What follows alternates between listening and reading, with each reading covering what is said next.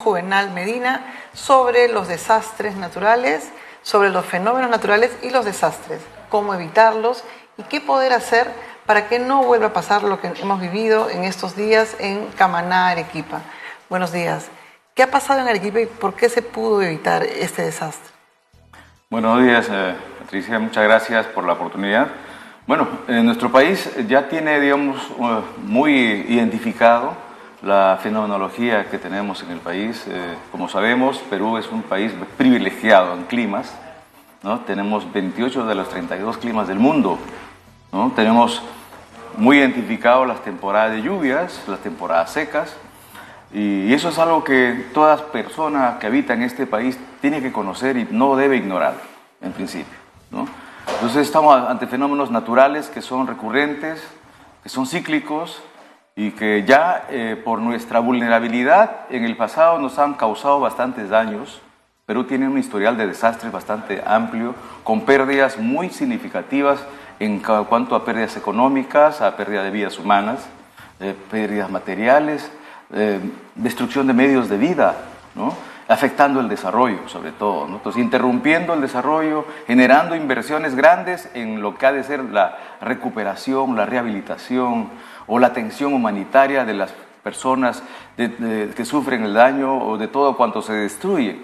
Entonces, ese alto costo que experimenta un país, una población, cada vez que ocurre un desastre, es algo que tenemos que de alguna manera valorar y corregir, sobre todo ¿por qué estamos sufriendo desastres ante fenómenos que son tan conocidos, ¿no? Entonces, y ahí es donde vemos que nuestra sociedad aún no ha logrado internalizar cómo funciona nuestra naturaleza, no está utilizando la información valiosa que tenemos hoy en día sobre estos fenómenos naturales.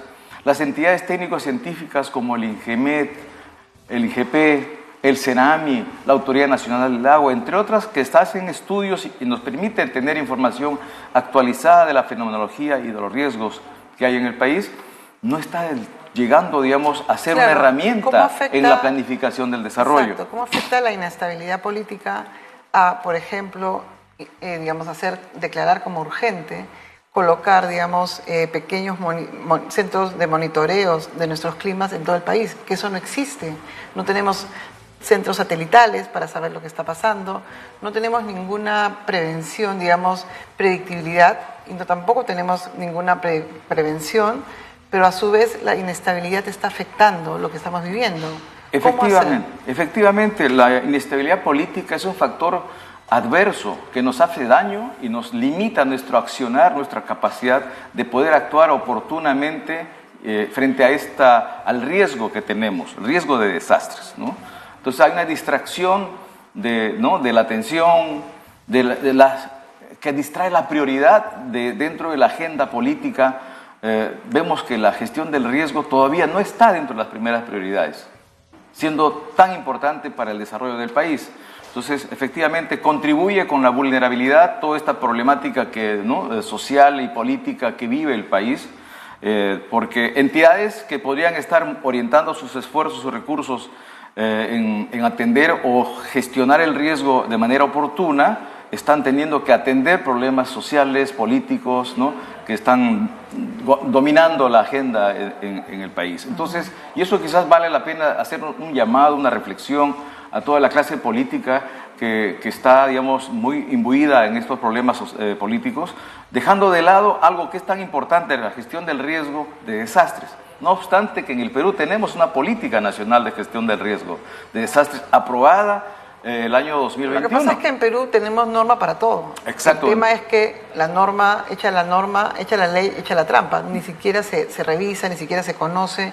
Los congresistas están creando todos los días el día de la, no sé, pues de la maracuyá del trago del maracuyá con pisco sour, y no están pensando en que se tiene que legislar y conocer estas leyes que no se cumplen, que son papel mojado al final. Así, efectivamente. Entonces tenemos que hacernos una reflexión seria ante esta situación, porque la temporada de lluvias todavía no ha terminado. Estamos entrando en la temporada de mayor intensidad, ¿no?, de la pluviosidad en el país, y se advierte que esto puede generar mayores fenómenos, mayores eventos en el territorio nacional. tenemos ya mapeado, identificado muchos puntos críticos por la Autoridad Nacional del Agua, y nosotros como institución privada, como ONG especializada en gestión del riesgo de desastres, venimos justamente trabajando en ese sentido para apoyar a las poblaciones vulnerables en varias partes del país. Estamos justamente ahora trabajando en Lima 2 proyectos, uno en la Lima Norte, con los distritos de Coma, Puentipiedra, Los Olivos, pero también con la Mancomunidad Nacional. ¿Pero en qué sentido? Para que si, por ejemplo, viene un huaico, se puede... Para fortalecer esa capacidad local que es necesario para poder llevar a cabo acciones correctivas, acciones de planificar mejor el desarrollo ante este riesgo que tenemos, pero también prepararnos para tener una respuesta más efectiva. Hay riesgos importantes que amenazan Lima, como es el terremoto grande que se nos advierte el Instituto Geofísico del Perú, pero también tenemos zonas proclives a huaicos, a deslizamientos, a inundaciones. Tenemos 3 importantes ríos que cruzan la ciudad de Lima, ¿no? Chillón, Rímac y Lurín, y que están poblados en sus zonas ribereñas, y eso representa un alto riesgo para la ciudad, ¿no? Pero también tenemos poblaciones asentadas en quebradas secas, ¿no? En la zona de San Juan del Lurigancho, tenemos en Ate, Vitarte, Chaclacayo, Chosica, Ricardo Plama, y también vamos por Villa Salvador, Villa María del Triunfo, etc. Entonces tenemos un escenario de riesgo amplio y complejo que requiere ser abordado, que requiere ser, atendido y tener un trabajo continuo entre los gobiernos locales, también articulados con la labor que deben desarrollar los gobiernos regionales y los sectores. Claro. Entonces es una labor que requiere un trabajo permanente, no solamente en la coyuntura de la emergencia, como estamos viviendo ahora, sino sobre todo, durante todo el año, donde hay oportunidades de poder llevar a cabo mejor las actividades y poder invertir bien los recursos del Estado. ¿Cómo se hace, por ejemplo, en una población que, se viene un huaico que que puedes prevenir aunque sea un poco de unas horas antes y salvar la vida? Porque en un terremoto sí ahí no hay manera, pero en un huaico, ¿cómo prevenir en la comunidad y decirles que puedan ir a zonas altas, que por favor evacúen rápidamente? Porque muchas de las personas no se mueven por cuidar sus cosas, ¿no es cierto? Entonces, ¿cómo hacer prevenir? ¿Con qué cosas decirles, miren, ahorita la vida importa más que el televisor, qué sé yo? Porque eso también se vio en Secocha. Mire, los fenómenos que estamos viendo que ocurren hoy en día son fenómenos que nos advierten, que ocurren con cierta anticipación y nos permiten de pronto establecer mecanismos de alerta. Sistema de alerta temprana que ya desde el INDECI y también mucho antes desde las instituciones privadas como Spredes hemos venido implementando sistemas de alerta temprana comunitarios, donde la población que habita en las zonas expuestas son partícipes de la vigilancia del río, vigilancia de la lluvia, vigilancia de los puntos críticos para que puedan de alguna manera oportunamente reaccionar y ponerse a salvo. Se han elaborado también mapas comunitarios donde se establecen cuáles son las zonas críticas y también cuáles son las zonas seguras, de manera que la gente ya sabe cómo actuar en el momento preciso. Para ello también es importante llevar a cabo actividades preparatorias, es decir, teniendo ya el mapa de riesgo, poder trazar las rutas de evacuación, pero también preparar, organizar a la población para que tenga esa capacidad de respuesta, poder ver cómo auxiliar, cómo trabajar, de una manera solidaria entre toda la población. Pero es importante llamar también a la intervención y la participación de las autoridades, de la institucionalidad que tenemos en el país, en el Sistema Nacional de Gestión del Riesgo de Desastres. Y esa es una labor que requiere y demanda de un trabajo permanente. No solamente reactivo, porque ya tenemos el problema encima, sino sobre todo tener un trabajo de planificación. Y como usted bien señala, la prevención es un proceso de gestión de riesgo que está ligado a la planificación del desarrollo. Es decir, todo municipio que tiene en su plan invertir recursos para mejorar la calidad de vida de las personas, es ahí donde tiene que invertir mejor los recursos para generar viviendas seguras, infraestructura segura, para que cuando ocurran estos fenómenos que son recurrentes, no le afecten nada, ¿no? Entonces, es un trabajo continuo, pero hay una situación de riesgo que requiere ser atendida. Nosotros, viendo un poco la información que hay en la Política Nacional de Gestión de Riesgo, podemos darnos cuenta la importante cantidad de población expuesta a fenómenos naturales.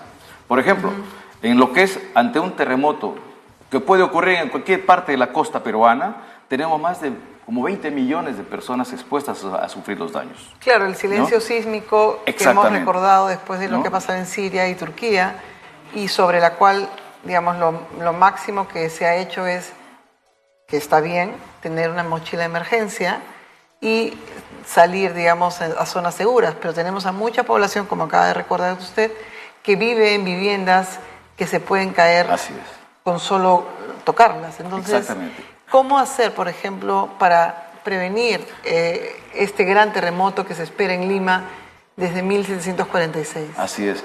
Si bien la preparación es una actividad importante para, digamos, salvar vidas, pero no es suficiente. Es decir, tener la mochila de emergencia y saber qué hacer en el momento que tiembla no es suficiente. Creemos que tenemos que trabajar fuertemente en lo que es reducir la vulnerabilidad de la vivienda. Es decir, darle mayor resistencia a un evento sísmico. Y muchas de las viviendas que tenemos en Lima y en muchas ciudades del país son altamente vulnerables por su fragilidad, es decir, por la forma como fue construida, que no reúne las exigencias sismo resistentes, pero también por la antigüedad. Muchas de las viviendas, sobre todo en las ciudades que tienen muchos años ya de existencia, hay viviendas que están en un estado tan crítico de estabilidad que caen por sí solas. Y entonces tenemos que hacer algo para poder reforzar esa vivienda o hacer un proceso de renovación urbana, es decir, reemplazar esas viviendas críticas por algo más seguras en salvaguarda de las personas que las habitan o de las personas que transitan en esas rutas, en esas calles donde hay muchas viviendas frágiles. Por eso desde PREDES hemos venido trabajando justamente esta guía para reforzar viviendas en zonas inestables, como una herramienta de apoyo a la población que vive en estas zonas críticas, para que sepa cómo poder darle mayor seguridad a su vivienda. Es decir, que haya un compromiso desde la familia, pero también tiene que haber un concurso de la autoridad, de la institucionalidad. Los gobiernos locales, los ministerios, tenemos que sumar esfuerzos, más allá, digamos, de poder trabajar cada quien en su lado, sumar esfuerzos para darle a la población mayor seguridad frente a estos riesgos que ya los tenemos identificados.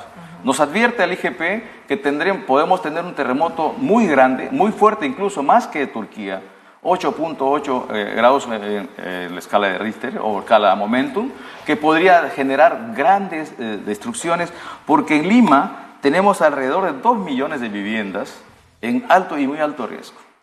Y entonces tenemos alrededor de cerca de los 10 millones de habitantes podrían sufrir daños de distintos niveles ante un terremoto en Lima con efecto de tsunami. Y más aún, en las poblaciones que habitan en las laderas pueden también sufrir los efectos de los desprendimientos de rocas, es decir, derrumbes y desprendimientos de rocas que podrían hacer más compleja la situación de las viviendas de la población que habita en estas zonas extremas. Entonces, tenemos información que venimos produciendo para poder orientar y avanzar un poco en esta labor de generar mejores condiciones de seguridad entre la población y también preparando, digamos, dándole ciertas pautas a la población en cuanto a las acciones que debe desarrollar para ganar seguridad, porque esperar que se reasienten en otros lugares, es decir, que la población salga a otro sitio, es bien complejo. No, claro, es realista. Juvenal Medina, experto en desastres y fenómenos naturales, estuvo en Nativa y esta conversación continuará porque realmente no podemos esperar que nos vuelva a caer un desastre natural para empezar a hablar de él y de su prevención. Muchísimas gracias por la entrevista.